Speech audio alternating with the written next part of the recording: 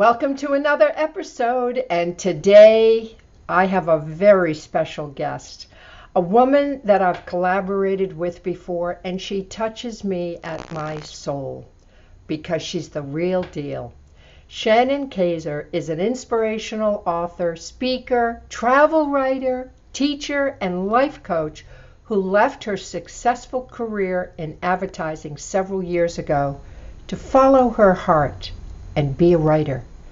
She's the best-selling author of Find Your Happy, an inspirational guide to loving life to its fullest, and a 6-time contributing author to Chicken Soup for the Soul.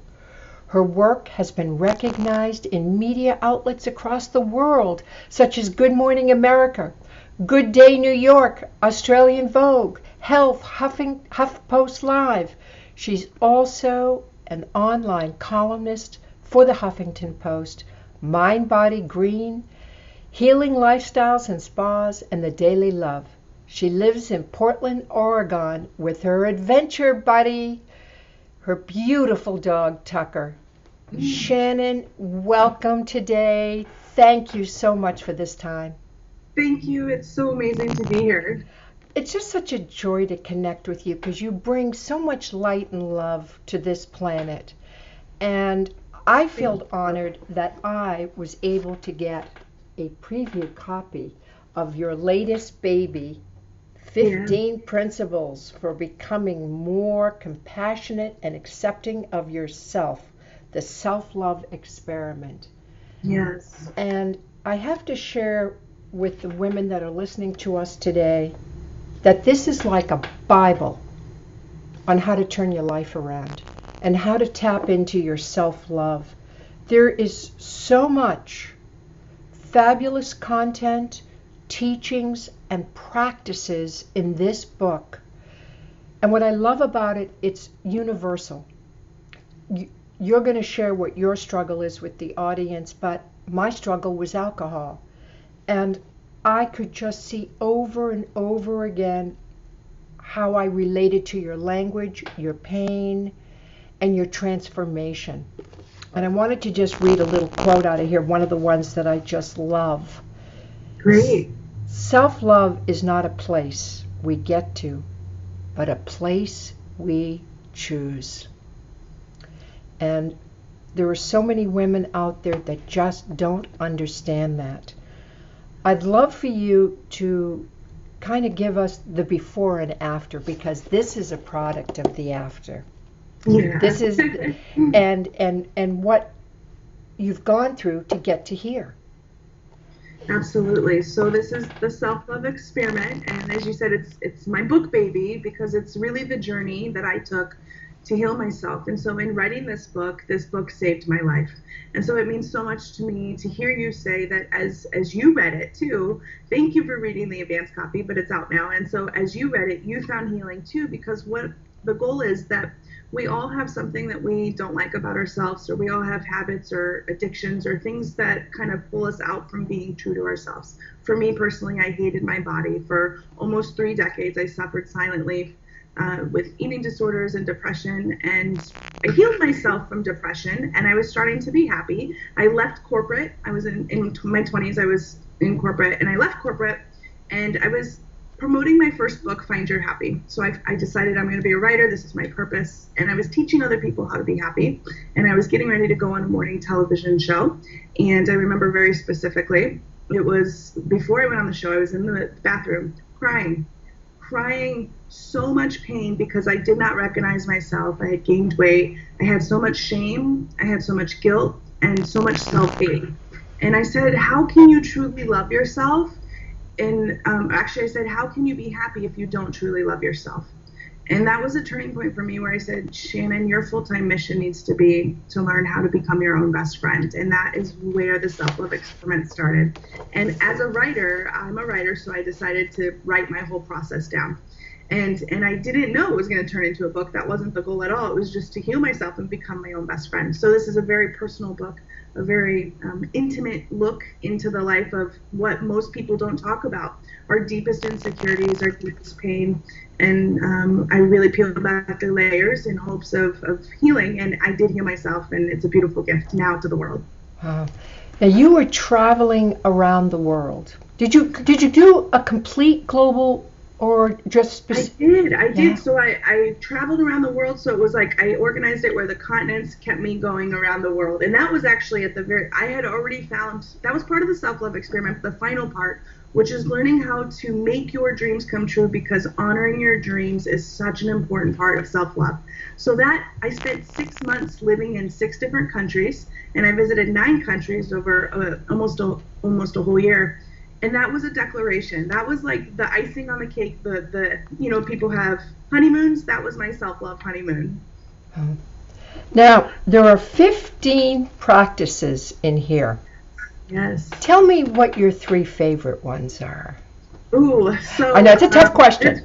Yeah, let me open the book here, because there's so many good ones. And so the one that really, really resonates, and I think is one of the most important, is that we have to accept where we are in order. So the actual principle is accept where you are. It's a point in your journey, because everything about it offers the possibility for future growth.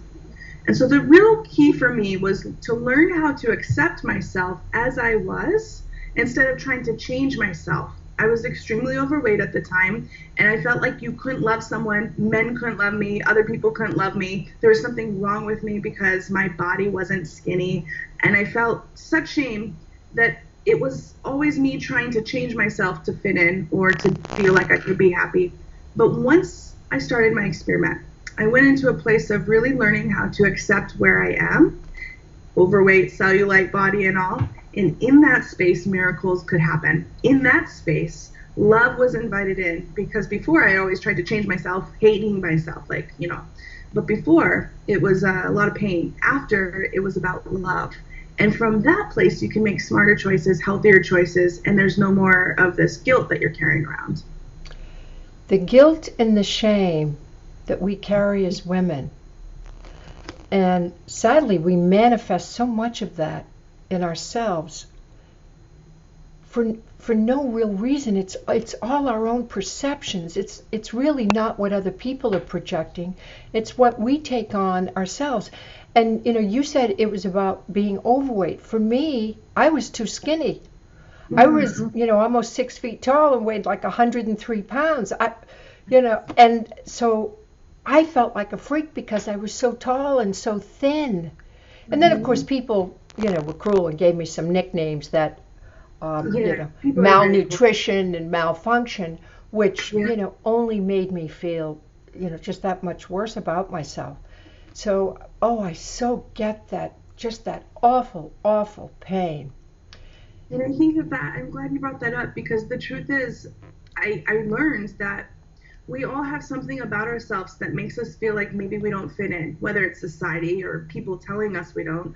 But the goal, and really what the self-love experiment was for me and the gift it offers, is to know that you belong. And so I feel like, as you said, and the reason I believe you related to the content so much is because there's a part of us in our life that felt like, wow, something's wrong with me? Like something, I don't feel like I fit in, but you do. And that's really the magic of it. Yeah. And so since we're talking about the 3 principles that really are possibly my favorite, and another one I love is to focus really on that things don't happen to you, they happen for you. This was a miraculous change for me too, right? Because I, for so many years, was like, overweightness runs in my mom's side of the family, and I'm doomed to be fat no matter what I eat. And it was always about blaming, and I felt like no matter what I did, it was always the fault, and the world was just happening to me. And I wasn't being accountable. I was being a victim of the situations, and I was letting the harassment of life take me down. It was once I realized, what if all of this is happening? What if this is divinely placed in my life to really help me learn more about me, to grow, to help me become stronger? And that's what we can offer to anyone really here with us, is that all of the pain that is in your life has a purpose. And this is a whole section in the book. And this purpose, we may not know while we're in it, but what we can do is allow ourselves to be present with it and ask, what are you here to teach me? And that's what I did with my body. And it said so many things as I listed out in that section in the book, but one of the main things was, I asked my overweight stomach, I rubbed it and said, I don't understand why you're here, you drive me nuts. what are you here for? What can I learn? And it said, I'm here to teach you that you're lovable no matter what. And that was profound. And I so identify with that all these experiences that we have that happen really for us while we're in this classroom on this planet. This life experience is a classroom. That's all it is. And so if we can understand the experiences, that they are to help us to grow, for our soul to expand, to teach us to step up and be who we're meant to be. We're not being punished. Yeah. These things aren't happening because we haven't been good or we're not deserving. It's life. Yeah. And if you can find the nugget, which took me a long time to understand this after going through a lot of sadness, a lot of challenge, a lot of chaos and trauma, I understood that they were lessons. And then I could start to put the pieces together, and I realized I had gone through all these things so that I could help other women who were going through these things, who were still stuck in that awful pain. I had gotten on the other side of it, just like you have. You have found your love and your purpose, and now you're here to serve others. And if more women could just understand that these are lessons, they're here to teach us something. Yeah, and I think that's so key. It's about the blessing in the lesson and really being aware and not being so hard on yourself. I think I talk a lot about self-compassion in the book as well, because that's a key point to really moving to self-love. Because I don't think we wake up and all of a sudden we're like, I love myself. It takes a long time to really allow yourself to peel back the limiting beliefs and the layers, and we feel like maybe we're off track, or all of what you share. So I think it really is about being kind and compassionate to yourself and seeing that what if everything in your life is there by design to help you personally, and therefore that's a much more empowering place to make choices and move forward. And the third, you asked what my 3 favorite principles are. The final one I'll share, I love this one, is that self-love is not about how you look, but it's about how you live. Mm-hmm. For so long I thought I can't love myself, or I'm unworthy of love because of my body, or I don't have this type of point, I'm not at this point in my career, or I don't have more money, or I was always waiting for something. And what I recognized is self-love is about how you are in life. It's just about who you are. And I share in the book as well, when someone loves yourself because it's almost like they light up the room, and they don't talk about it, they're not boisterous, and they're not selfish and egotistical, because that's not self-love. That's usually a need for more love. So really, self-love is just about being, and all of us have it within us. It's about being who we truly are. I love the way you describe it as like a light. And you can see that in a woman when she walks into a room, if she has that self-love and self-confidence. I tell women that all the time. I said, you know what? Men love to see women who love themselves. You have a light, you have an aura that when you walk into a room, touches everybody in that room. And it's not in an arrogant way, as you pointed out, but it's just in such a beautiful, loving way that people can sense, oh, wow, look at her, she's awesome. Yeah. I want to be around that person more. I don't know what it is, but I feel good around them. And that's kind of what happens. So really, I truly believe that the most responsible thing we can do, and the best way to actually impact and help change the world, is to love ourselves.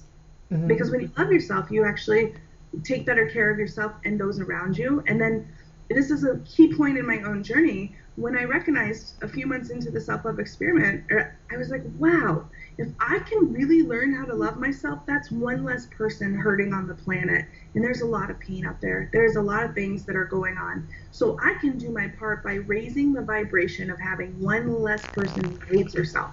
And that became like motivation to keep going. Oh, it's like throwing a pebble in a pond. The ripples just keep going and going and going. Let me go here. There's a couple of other yummy little tidbits that I loved here. This I thought was just negative thoughts about ourselves are like naughty children who intentionally cause problems because they want attention and need some love. These thoughts can cause all sorts of negative feelings. I thought that was brilliant. A way to describe when we have these just horrible thoughts about ourselves, that they are naughty children. Yeah, and honestly, I did that on purpose because I believe that a lot of the insecurities start in childhood, and there's a wounded part of us that still is looking to be healed, and they do act out. And the thing is, most of the self-love experiment is, there's a couple themes that present itself, but most of it is about learning how to retrain our brain to not be so hard on yourself. And it does start with how we talk about ourselves really matters. And when you can look at the mean things you say to yourself, and see that they're not really the truth, they might just be your ego and the fear acting up, and really ego and fear acts up because it's terrified. So you actually send more love to it and calm it down. Women, I think, can be their own worst enemies with their thoughts, with their judgments. Totally agree. We are so hard on ourselves, and it's all perception. And I think, as you mentioned, those perceptions, some of them are built through our childhood, and they stay with us. You know, things are said to us, they're not meant to be harmful, but we grab onto that and we make it our truth. And Yes. then we carry that on through life, and it impacts everything we do or every relationship. And so treating it like it's just a child that's misbehaving and acting out, we can just reframe that. We can nurture that little child and say, no, wait a minute, hold on here. Exactly. That's not necessary. We Right. don't need to do that anymore. I've Yeah. got this. I'm a big grown-up girl, and I know what I'm doing, and this is okay. And you know what it becomes? It's really about, because that lashing out and that fear voice that says, oh, I messed up, I'm off track, I'm not good, will my dreams ever come true? That's up here. It is a fear in the ego, it's in the brain. But this whole book is also about learning how to really live from your heart. And so what happens is, when you start to make more of the self-love practice kind of a priority, your heart starts to train your brain, and it's almost like the heart adult nurturing part of you, just like you said, kind of reaches into that child who's scared and just says, hey, come on along, guess what, it's actually not so bad over here, it's really loving and kind. And then it can kind of calm down, and you recognize the inner critic. It doesn't need to act out because it feels safe. Now, I love that you have gotten past that mentality of, I have to diet, I have to be thinner, I have to do this, I have to do that, because that is such the ongoing struggle for women, and I see it every day. I meet somebody who Yes. is overweight, and they're condemning themselves, and they're in a constant struggle with going to OA or Weight Watchers or trying to eat the right products. How did you release all that pent-up demand on yourself Yeah, and to try to correct something? Yeah, pent-up demand is the best way. And I did OA, and I did Weight Watchers, and I did all and every diet in the world, and I put it into a bucket called the experiment. And what I really recognized is that my turning point for me was to get clear about what and who I want to be. And I don't want to waste time with negative thoughts. That was a promise I made to myself. So that meant whatever choice I made, I needed to allow myself to do it with more love and compassion. And so what the beautiful thing is once you arrive into a place of loving yourself, the choices to really align, the right choices will align with you. So for example, before I would go to OA or Weight Watchers, and I would just beat myself up. I have to lose weight, and that number on the scale dictated everything throughout the day. I would be at dinner with friends, and I couldn't focus on the conversation because I was calorie counting. I was like, one more bite puts me over. Crap, I'm going to have to work out longer. And that was just part of the eating disorder, but a toxic way to live my life. The real turning point and how I released it was by allowing myself to really get clear about who I am. And I'm a girl who likes ice cream. And I'm a girl who, I always take care of myself. I love exercising, so that's never it. It was just really being aware of my habits. And what happened is, when I started to discover self-love and really feel it, allow it to come forth, I started to recognize that I don't need to eat a whole bowl of ice cream, a couple bites, and I'm super satisfied. And, some days I'll have a bowl of ice cream, some days, but most days it's like it doesn't even resonate because I'm so happy eating my healthy foods. So it became about a more balanced way to live, and no more shame, no more guilt. just enjoying being in the process. And a key thing to this is joy. I really allowed joy into my life and the experiment. And so if it brought me joy, I would enjoy it. And if we're honest with ourselves, overindulging and stuffing our face, it doesn't bring us joy. And that's covering up an emotional thing that needs to be healed. So I looked at that as well, and I share the process in the book to go deeper into what the emotional need is that we need. Beautiful, beautiful. I know we put such a demand on ourselves to deprive. We think, well, if I deprive myself, that's going to be the solution. But the more we deprive, the more uncomfortable we get. And the more uncomfortable we get, that little ego voice just pops right back up and just starts that destructive chatter over and over and over. I think that's when we, if you're in the diet cycle, you fall off and then you beat yourself up, and that's why diets don't last. Or if you fall, if you stop drinking and you're doing well in recovery, whatever the recovery is, I think it's what we do as human nature. And so what I recognized is when we take the shame and pain and the focus on it being a problem away, it can heal itself. I looked for so many years at my body and my overweight and my habits of overeating as a problem. But once I said, you know what? That's not the problem. I started to focus more on living my life and solutions, and it healed. My body is returning to its natural state, and really everything can be in divine order. Beautiful. And hold on here, I have another one. All the sticky notes. I know, because there's so much in here. I could have had 200 sticky notes. Yeah. I met my true self, who slowly, painfully, but compassionately and divinely pieced me back together. For in me I saw love. Love brought me back to life. That almost brings tears to my eyes, because I know that. I know that path. I met my true self, and I painfully but compassionately and divinely, I pieced myself back together. Thank you. Thank you for sharing that, and it's nice how I could put it into words there, because it is sometimes a painful process, and it is sometimes a really honest process for us to get real. So I truly believe that to go on a journey of self-love is for the courageous, but it's for all of us. It's for every woman, because we're already courageous. It's who we are. And it's for the people in all of us who know that there's more to life and we matter. And we may not know how to make that happen, but I realized that I already have it within me. There was nothing I needed to become. And that's really what the key is for us to allow ourselves to be who we really are. And of course that doesn't mean we don't have goals or we're growing to becoming, kind of more, but it's important to really just dance in the process. Beautiful. Yeah, I'm glad you liked that one. Oh, that just really stirred me. And so now you're living your life. You feel so good about yourself. Any challenges? Do things? What I think I want people to understand is it's not like everything's perfect now.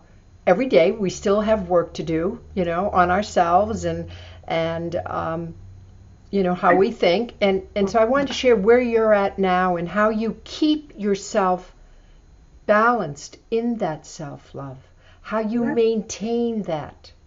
I love that you said that, and the key word is balance. So part of the self-love experiment was learning what really, really resonates with me and what I value. And what I know to be true is that I'm a creator. I love to create. And so one way that I create is writing. So writing for me is healing. So I make a practice to write as often as I can. And then also to go inward, whether it's in nature, meditation, taking a hot bath, taking me time, sanctuary time. So when I'm doing those two things, I know that I am in perfect balance. And I encourage everyone to find what you value and really aligning to balance. But that doesn't mean, and I talk about this in the book at the very end too, self-love is not some destination. It's not like I got there. It's your forever life. And it's forever realigning with your heart. And actually a story to demonstrate, just a couple weeks before my book tour for the self-love experiment, I started to feel a lot of doubt. Self-doubt is a big part of lack of self-love. And I was like, I love myself. I didn't understand. It's been many years since I felt this. But it was such extreme doubt that I was planning and thinking, actually, of canceling some of the events. I had radio interviews, and I was just overwhelmed with anxiety. And so I decided, well, what do I value? Oh, yeah, going in nature. Am I creating? Not really. So I started to write through the process. I wrote some articles and published them, and they were able to help others. And then I went inward. And when I went inward, my inner voice, I said, why is this here? What is this self-doubt? And it was my ego. And it said, are you sure you're going to go big? Are you sure you don't want to play small? Playing small is safe. Playing small is, what we're used to. Going back to those habits, overeating. You can do that. You know how to function that way. But what you're entering into, this new loving experience, is so different. Are you sure? So it was just me, and I know all the tools. So I said, yes, I'm sure. And I brought in self-compassion to play. And I said, self-compassion, be kind to yourself here. And don't beat yourself up for eating an extra piece of pizza last night.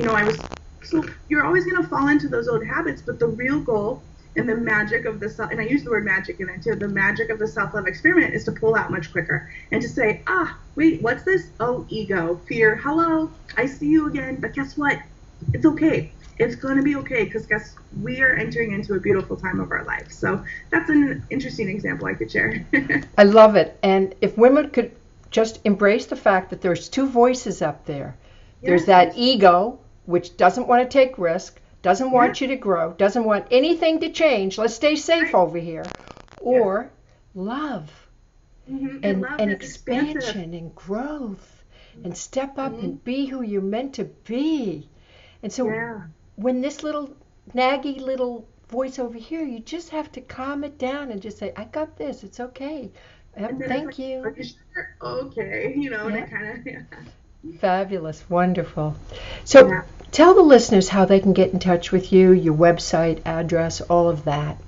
Yes. Well, I actually, playwiththeworld.com is my website.